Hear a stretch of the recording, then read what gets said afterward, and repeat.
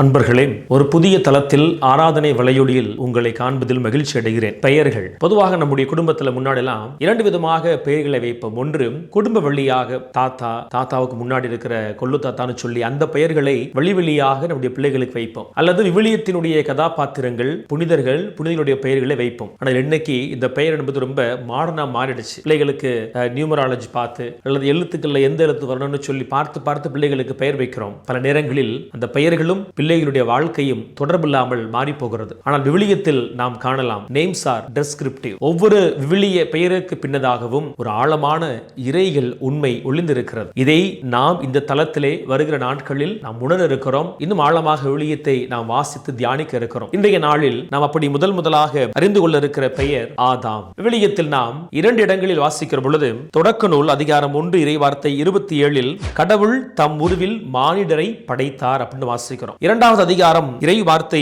7 வாசிக்கிற பொழுது, ஆண்டவராகிய கடவுள் நிலத்தின் மண்ணால் மனிதனை உருவாக்கி. இந்த ரெண்டு இடத்துல பாருங்களேன், மனிதன் என்கின்ற அந்த இடத்திலும் நிலம் என்கின்ற அந்த இடத்திலும் கொடுக்கப்பட்டிருக்கிற மூலச்சொல் ஒன்றுதான், ஆதாம் அப்படின்னு வருது. மனிதன் அப்படின்ற பொழுது அது முழுமையாய் ஆதாம், நிலம் வருகின்ற பொழுது ஆதாமா அப்படின்ற அர்த்தம். இதனுடைய தமிழ் அர்த்தம் என்ன?